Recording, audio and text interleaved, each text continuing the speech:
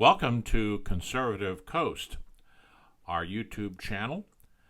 The topic today is going to be the 4th of July, patriotism, and the 56 individuals who are responsible for all of us who are listening to this and watching this to be here today. Those 56 individuals are largely unknown to the United States population today, and I want to correct that. I want you to know who these people are, the ones that risked their lives to sign the Declaration of Independence. I want to introduce you to the 56. We owe them. They're the reason that we're here today. All of us that are in the United States owe a debt of gratitude to these 56 individuals who risked their very lives to sign this unique document in the history of mankind. The closest thing to this document that had ever been created was the Magna Carta in England in the 1400s, where the nobles had told the king that they needed to create parliament and that he was not going to have full control. The king had to agree to that, and that was the beginning of what eventually would work itself into a democratic government. But the United States of America created the very first lasting democratic government. These 56 individuals did that. So let's talk about who they are. Here's some facts about the 56. 8 were born outside of the 13 colonies in other countries. The oldest at the time was Benjamin Franklin. He was 70. The youngest was Edward Rutledge at the age of 26. The majority were lawyers. That's probably no shock to anyone. Most had lots of children. Carter Braxton had 18 children. He had the most. There are over 20 million people living in the United States that are descended from the original 56 signers. This was some research that was conducted by the U.S. government. It tells you that a large portion of the population of the United States were descended from these individuals. 5 signers were captured by the British. 1 was killed and the other one died shortly after release. When they understood, all 56, that they could have been captured and killed, it actually happened to 2 of them. George Washington did not sign the Declaration of Independence. Some people probably thought that he did. I wanted to clear the air there. Thomas Jefferson is given credit for creating the document after many, many revisions. There was a lot of discussion and negotiation that went into creating the Declaration of Independence. There was no schedule for this to happen on July 4th. There was no date they were trying to work up to. It's just that's when they finished. They actually finished on July 2nd and had to get people there to sign, and they scheduled it for July 4th. Not everyone was able to come even on July 4th. However, that's when the document was released. The last signers came in August. Then the document was completely signed. There is only one copy of the Declaration of Independence that remains in existence that has all of the signatures on it. That one is in the National Archives. It's protected in a safe. It's possible for you to see it during times when they decide to show it to the public. Well, let's introduce you to these individuals. The signers of the Declaration of Independence. John Adams should be familiar to many people. So is Samuel Adams. He's not only familiar as a signer, he was a merchant, and they named a beer after him. Take a look at their ages. John Adams was 90 when he died, and 81 for Samuel Adams. Both were young, at 40 and 53 at the time that they signed. You can see all of the lawyers. You can see merchants. scientist and printer. Guess who that was? That was Benjamin Franklin, who was the oldest signer at 70. He didn't live that much longer. He lived to 84. But some of the signers lived a long time. Charles Carroll of Carrollton lived to be 95. Now, he's an interesting person because his father was a baron of basically Maryland. He was given a charter. His father was given a charter by the king to start the colony. So he was royalty, and yet he went against the king. And I'm not sure, but probably his father as well. But there were merchants, and there were ministers, and there were plantation owners. There were lots of different people here representing. Let me show you the rest of the individuals. You can probably see some names that may be familiar to you. Most of these people ended up having long, very prosperous lives as a result of making sure that the hangman didn't capture them during the Revolutionary War. And after, they were members of the Continental Congress. Now, the Continental Congress was not a two-part system like we have today. It was what they call unicameral. They were all together. And what's interesting about the forming of the United States in 1776 is that the war was still going on for some time, for many years after, until the defeat at Yorktown.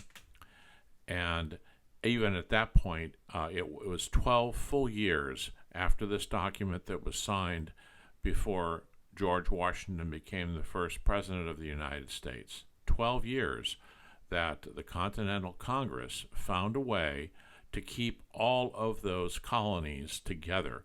And that was a very difficult thing because at the time, states' rights was extremely important.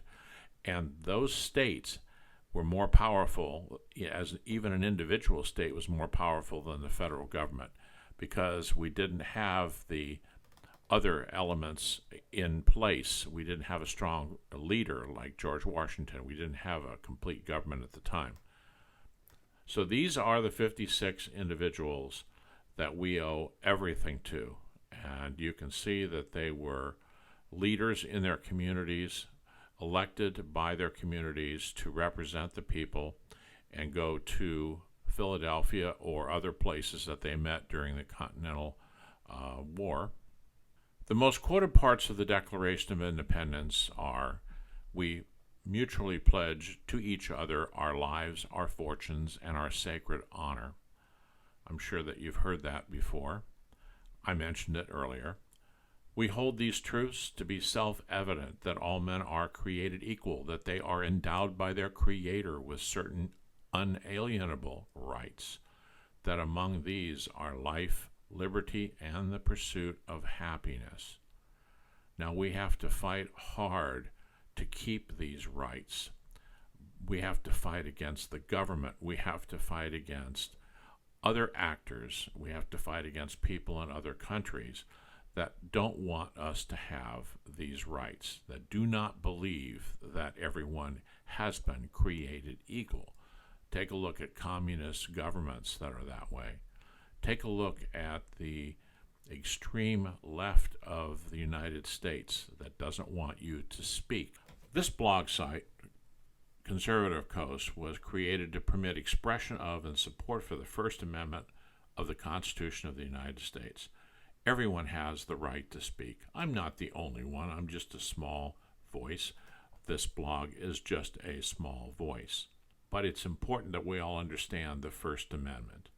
Congress shall make no law restricting an establishment of religion, or prohibiting the free exercise thereof, or abridging the freedom of speech or of the press, or the right of the people peacefully to assemble and petition the government for redress of grievances. I want to introduce you to the Conservative Coast website. Our blog site is very simple. It shows these various articles that we have, the all popular and top rated and the latest, and it's a new blog site. There aren't a lot of articles written yet. They are coming along. We have the About page here. It explains who we are. We have a dictionary page because sometimes it's important that we learn these new words, such as non-binary, cisgender, identify, wokeism, and we're going to add more of these words that are used in the progressive dictionary, basically. We have a quiz library. There are quizzes in some of the blog articles. You should consider taking one. This is a fun one, the woke quiz. This is a breakdown of the selected categories that we have for the various articles: education, lifestyle, Southern life, and again, lifestyle. This is an article about China and reasons to avoid buying products from China. This one is an article about the destruction of the suburbs and the laws that are being passed to ensure that you have no control over what happens in your neighborhoods, regardless of how much time, money, and effort you spent to find that neighborhood. It's going to change depending on the state that you live in. Back to home, and we've got an article about Bud Light and woke ESG. Now, everyone knows about Bud Light, but what people don't know about is the underlying thing that caused that company to do this. That's called ESG. That means environmental, social, and governance. It is an insidious thing that is being created by the progressives to cause companies to do what they want them to do. Companies to stop supporting oil refineries and mines that produce rare earths and other things that they believe it's part of the climate agenda, essentially. What bothers me is you cannot hire the right person for the job. You have to hire one of the various flavors. You have to make sure that you have all of this, because if we go all the way back to when this country was founded, we had people from all over Europe here, mostly in the United States, and all of those people contributed to make this country great. We were missing people from many parts of the world at that time, and yet we became a great country. It's not about where you came from. It's not about who you are. As Martin Luther King Jr. once said, it's about the content of your character. You want to hire the best person for the job that's going to make your company successful.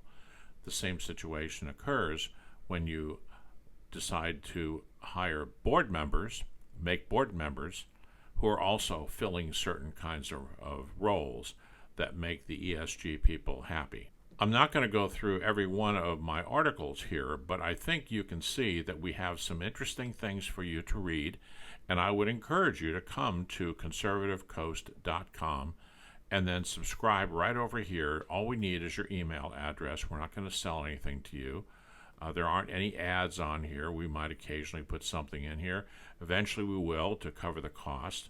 Well, it's not going to be full of ads. We want to make it very simple for you to be able to read articles that other people like, articles that reaffirm your faith in conservative values in the United States, and that you understand that you're not the only one out there. I think that's the most important thing.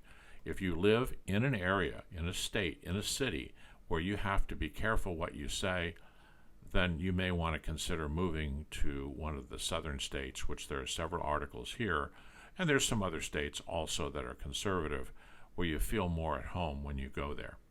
Well, thank you very much for coming to this. I was going to call it a podcast, but it is a YouTube video, and I hope that you come back and see us again. ConservativeCoast.com. Thank you.